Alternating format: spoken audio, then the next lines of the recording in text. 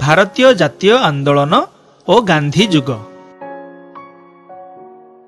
पृथ्वी इतिहास रे महात्मा गांधी आम जातिर पिता नाम रे परिचित।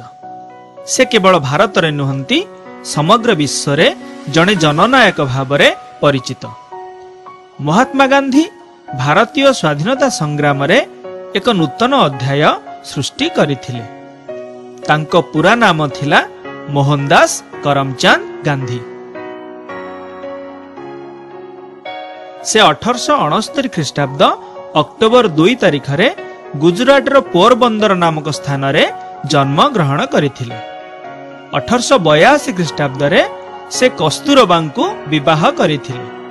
1888 अक्टोबर मासरे गांधीजी बारिस्टरी पढ़िबा पाई इंग्लैंड यात्रा करथिले। 1891 जून मासरे आईन शिक्षा परे से बारिस्टर भाव रे राजकोट रे और बॉम्बे रे आईन व्यवसाय कले। दादा अब्दुल्ला नामक जड़े भारतीय मुसलमान व्यवसायी वकील रूपे एक मोकदमा लड़िबाकू से दक्षिण आफ्रिकार नाटाल नामक स्थान को जाइथिले।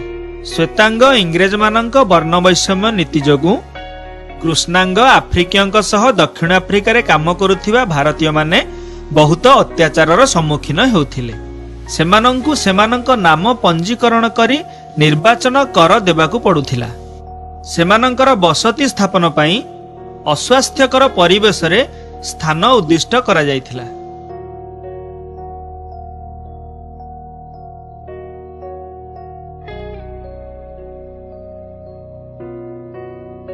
सेमाने राति 9टा परे घरु जाई पारु नथिले ओ जनसाधारण को पाद चला रास्ता व्यवहार करि पारु नथिले।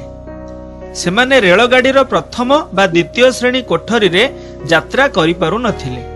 सेठारे बास करुथिबा भारतीय व्यवसायी बणिक जहाज मालिक श्रमिकंकु कुली बोली संबोधन करुथिले ओ नीच दृष्टि रे देखुथिले। आ जानिछ गांधीजी को कचेरी भितरे पगड़ी काढ़ी देबाकू कुहा जाउ।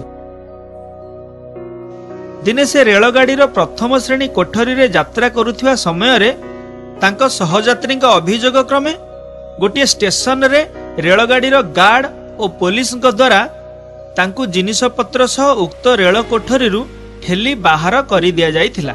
श्वेतांग मानक व्यवहार रे गांधीजींकर मन विद्रोह होई उठिला। सेठारे भारतीय मानक मध्य रे राजनैतिक सचेतनता जागृत करिवा पाई गांधीजी 1894 रे नाटाल भारतीय जातीय कांग्रेस नामक एक राजनैतिक अनुष्ठान गठन कले एवं श्वेतांग मानक अत्याचार संबंध रे जनसाधारण को अवगत करिवा पाई इंडियन ओपिनियन नामक एक संवाद पत्रिका प्रकाश कले। इंग्रेज मानक विरोध रे संग्राम करिवा निमंते गांधीजी नेतृत्व नेले। एही संग्राम समय रे से सत्य और अहिंसा उपरे आधारित नूतन अस्त्र सत्याग्रह प्रवर्तन कले।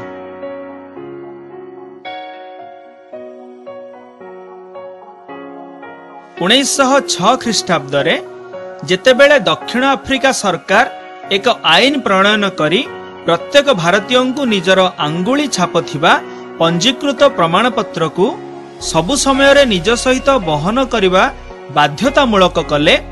गांधीजी उक्त आईन विरोध रे आंदोलन कले एवं एही आंदोलन रे प्रथमे सत्याग्रह अस्त्र प्रयोग करिथिले। 1906 मसीहा सेप्टेम्बर 11 तारिख रे जोहान्सबर्ग एम्पायर थिएटर ठारे अनुष्ठित एक साधारण सभा रे उपस्थित थिबा भारतीय माने एही कला आईन को अमान्य करिबा पाई दृढ़ संकल्प नेले। सरकार अनेक आंदोलनकारी को बंदी कले। गांधीजी को जोहान्सबर्ग कारागार रे बंदी करी रखागला। एही अहिंसा आंदोलन विरोध रे सरकारक दमनमूलक नीति अधिक संख्यक भारतीय को आईन अमान्य करिबा पाई प्ररोचित कला। गांधीजी सत्याग्रह नीति सफल हैला। इतिमध्यरे सरकारक द्वारा भारतीय मानक उद्देश्य रे प्रणीत देशांतर गमन निषेध आईन विरोध रे अनेक भारतीय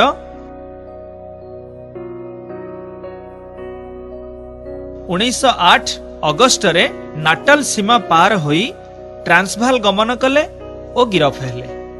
ସେହି ବର୍ଷ ଅକ୍ଟୋବରରେ ଗାନ୍ଧିଜୀଙ୍କୁ ମଧ୍ୟ ବନ୍ଦୀ କରାଗଲା। ଆନ୍ଦୋଳନ ପ୍ରଶମିତ ହେବା ପରିବର୍ତ୍ତେ ଅଧିକ ଶକ୍ତିଶାଳୀ ହେଲା। 1913 ମସିହା ମାର୍ଚ୍ଚ 14ରେ ଦକ୍ଷିଣ ଆଫ୍ରିକା ଉଚ୍ଚତମ ନ୍ୟାୟାଳୟର ଏକ ନିଷ୍ପତ୍ତି କ୍ରମେ ଖ୍ରୀଷ୍ଟିଆନ ରୀତି ଅନୁସାରେ ସମ୍ପାଦିତ ହୋଇନଥିବା ଓ ପଞ୍ଜୀକରଣ ହୋଇନଥିବା ଭାରତୀୟମାନଙ୍କ ବିବାହର ସ୍ୱୀକୃତି ପ୍ରତ୍ୟାହାର କରାଗଲା। ଏହା ବିରୋଧରେ ସଂଗଠିତ ଆନ୍ଦୋଳନ ଦକ୍ଷିଣ ଆଫ୍ରିକାରେ ଗାନ୍ଧିଜୀଙ୍କ ନେତୃତ୍ୱାଧୀନ ଶେଷ ଆନ୍ଦୋଳନ ଥିଲା। ଗାନ୍ଧିଜୀଙ୍କ ନୂତନ ସଂଗ୍ରାମ ନିକଟରେ ଇଂରେଜ ସରକାର ହାର ମାନିଲେ ଏବଂ କେତେକ ଅପମାନଜନକ ଆଇନ ପ୍ରତ୍ୟାହାର କରିବାକୁ ବାଧ୍ୟ ହେଲେ। ସେ ସମୟରେ ଦକ୍ଷିଣ ଆଫ୍ରିକାର ଶାସନ ମୁଖ୍ୟ ଥିଲେ ଜେନେରାଲ ସ୍ମଟ୍ସ।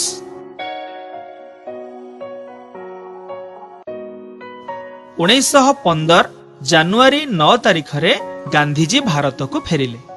ଗାନ୍ଧିଜୀ